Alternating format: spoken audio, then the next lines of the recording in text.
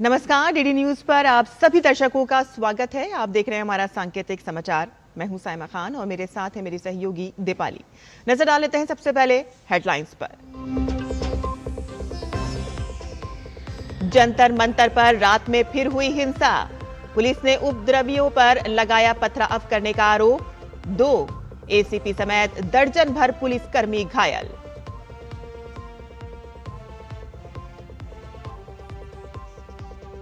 विकसित भारत के लक्ष्य पर प्रधानमंत्री ने सचिवों के साथ की उच्च स्तरीय बैठक। कहा कि सभी सुधारों के केंद्र में होना चाहिए नागरिकों का कल्याण।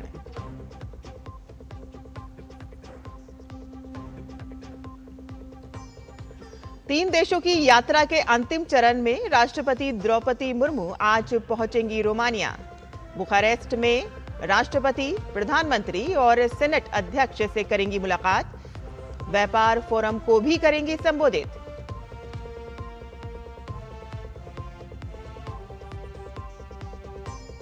गुजरात और मध्य महाराष्ट्र में आज मूसलाधार वर्षा की चेतावनी जारी। तो वहीं बाढ़ प्रभावित असम में सेना ने रेस्क्यू ऑपरेशन तेज किया। अब तक 990 लोगों को प्रभावित क्षेत्रों से सुरक्षित निकाला गया।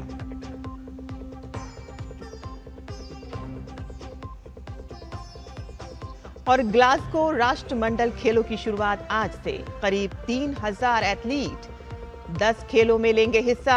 126 भारतीय एथलीट पदक के लिए पेश करेंगे चुनौती।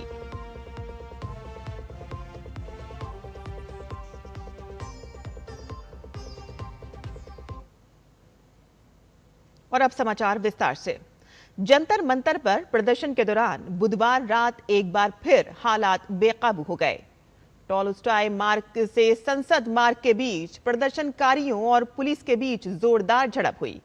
पुलिस का आरोप है कि उपद्रवियों ने अचानक सुरक्षा बलों पर पथराव और बोतलें फेंकनी शुरू कर दी और इस हिंसा में 2 एसीपी, 2 इंस्पेक्टर समेत करीब 1 दर्जन पुलिसकर्मी और रैपिड एक्शन फोर्स के जवान घायल हो गए। घायलों को तत्काल नजदीकी अस्पताल में भर्ती कराया गया। पुलिस का दावा है कि कुछ उपद्रवियों के हाथों में तलवार, खुकरी, डंडे और पत्थर भी थे और इनका इस्तेमाल सुरक्षा बलों पर हमला करने के लिए किया गया। स्थिति बिगड़ते ही पुलिस और सुरक्षा बलों ने मोर्चा संभाला। अतिरिक्त पुलिस बल को बुलाया गया। सुरक्षा बलों ने भीड़ को तितर-बितर करने के लिए लाठीचार्ज किया और हालात पर काबू पाने के लिए आंसू गैस के गोले भी दागे। जवाबी कार्रवाई के बाद उपद्रवी मौके से भाग निकले। पुलिस अधिकारियों के मुताबिक हमले में कनॉट प्लेस के एसीपी भी घायल हुए। उनके सिर पर चोट लगने के बाद वरिष्ठ अधिकारियों ने उन्हें तुरंत डॉक्टर राम मनोहर लोहिया अस्पताल पहुंचाया। अन्य घायल पुलिसकर्मियों और आरएएफ जवानों को भी प्राथमिक उपचार के लिए अस्पताल भेजा गया। पूरा दिन प्रोटेस्टर जो नारेबाजी और रोडदंगबाजी करते रहे। 2:30-3 बजे के आसपास करीब 5-6 हज़ार की भीड़ हो गई थी। उनमें से 500-700 प्रोटेस्टर बाहर आके जंतर मंतर की तरफ जाने की कोशिश कर रहे थे। उनको संसद मार्ग पे बैरिकेडिंग करके और ह्यूमन चेन बना के रोकने की और समझाने की कोशिश करी और अचानक से ही उनमें से प्लास्टिक की पानी की बोतलें और पत्थर फेंकना शुरू कर दिया। एक पत्थर आगे अभी मेरे माथे में लगा था। नीट पेपर लीक और छात्रों के विरोध प्रदर्शन को लेकर केंद्र सरकार पूरी तरह अलर्ट है। केंद्रीय मंत्री जेपी नड्डा ने बुधवार को प्रेस कॉन्फ्रेंस कर कहा कि पेपर लीक पर सरकार संसद में चर्चा के लिए तैयार है। पेपर लीक का मुद्दा जांच का विषय है। विपक्ष को इसे राजनीतिक फायदा उठाने की कोशिश नहीं करनी चाहिए।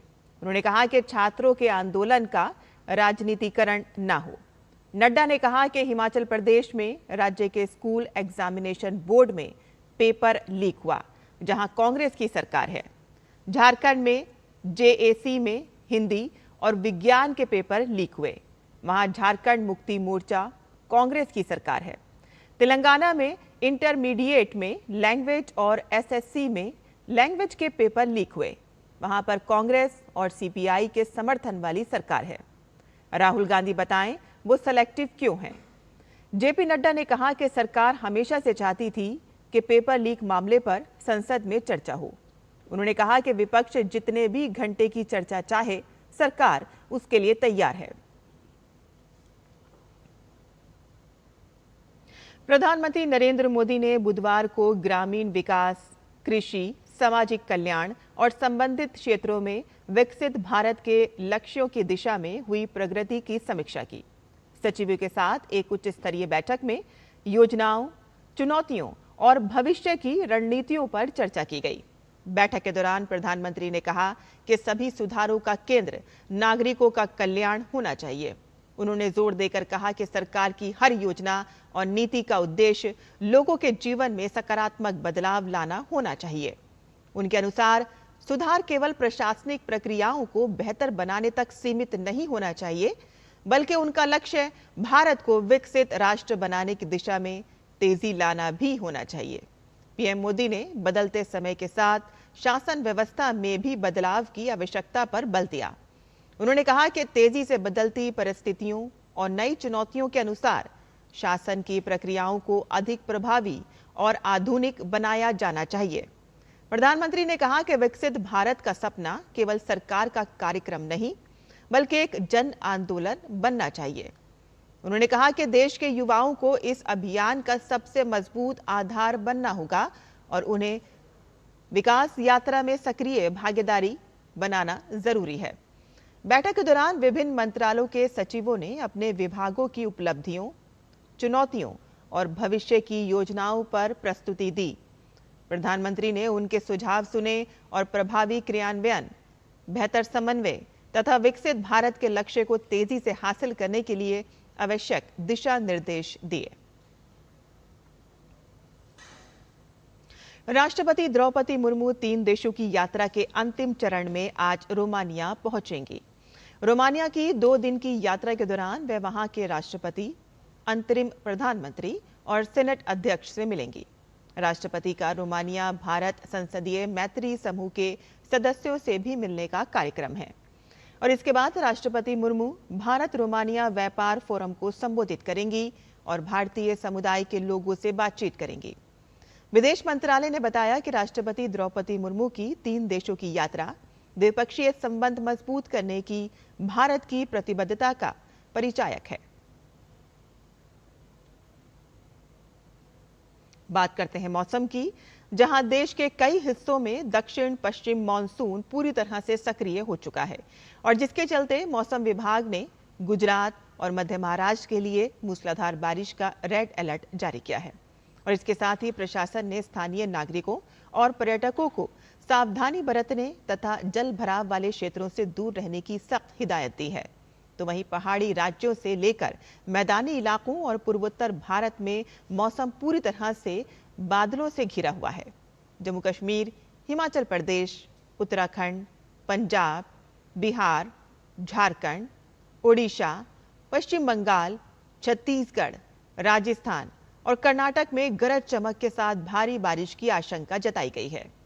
तो वहीं दूसरी तरफ पूर्वोत्तर भारत के राज्यों में भी मानसून का रौद्र रूप जारी रहने का अनुमान है, जहां अरुणाचल प्रदेश, नागालैंड, मणिपुर, मिजोरम और त्रिपुरा में भी अगले कुछ दिनों तक मूसलाधार बारिश का सिलसिला जारी रहने का अनुमान है। मौसम विभाग ने इन सभी क्षेत्रों में स्थानीय प्रशासन और नागरिकों को भूस्खलन व जल भराव जैसी स्थितियों से सावधान रहने तथा सुरक्षित स्थानों पर रहने की अपील की है। असम में बाढ़ का संकट लगातार गंभीर बना हुआ है और जिसके बीच प्रभावित इलाकों में युद्ध स्तर पर राहत और बचाव अभियान जारी है। भारतीय सेना ने ऑपरेशन जल राहत के तहत राज्य प्रशासन और नागरिक एजेंसियों के साथ मिलकर बाढ़ प्रभावित जिलों में मोर्चा संभाला है। शिवसागर, चराईदेव और जोरहाट जिलों में सेना की राहत की टुकड़ियां लगातार बचाव, लोगों को सुरक्षित निकालने, चिकित्सा सहायता और जरूरी राहत सामग्री पहुंचाने का काम कर रही हैं। शिवसागर में सेना की टीमों ने कई बाढ़ प्रभावित क्षेत्रों में पहुंचकर लोगों को सुरक्षित निकाला और चिकित्सा शिविर लगाकर प्रभावित नागरिकों को प्राथमिक उपचार उपलब्ध कराया। तो वहीं चराईदेव में नदी के बढ़ते जलस्तर के बावजूद राहत कार्य जारी है। वहीं जोरहाट में सेना की टीम स्थानीय प्रशासन के साथ मिलकर संवेदनशील इलाकों पर नजर बनाए हुए है। सेना के मुताबिक अब तक सैकड़ों लोगों को सुरक्षित निकाला गया है, जबकि बड़ी संख्या में लोगों को चिकित्सा सहायता भी उपलब्ध कराई गई है। तो वहीं मौसम विभाग ने असम में अगले कुछ दिनों तक मूसलाधार बारिश का सिलसिला जारी रहने का अनुमान व्यक्त किया है।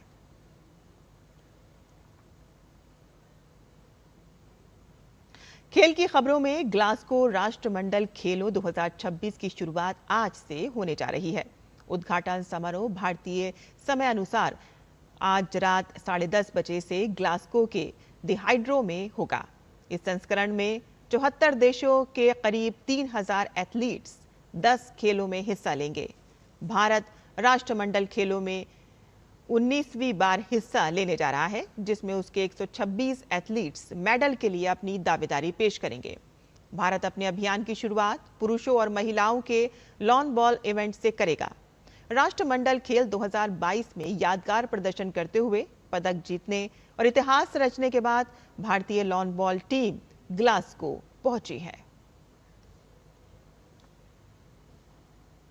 इसी के साथ ही हमारा यह सांकेतिक समाचार यहीं खत्म होता है। मुझे और मेरी सहयोगी दीपाली को अनुमति दें, लेकिन आप देखते रहिए डीडी न्यूज़। नमस्कार।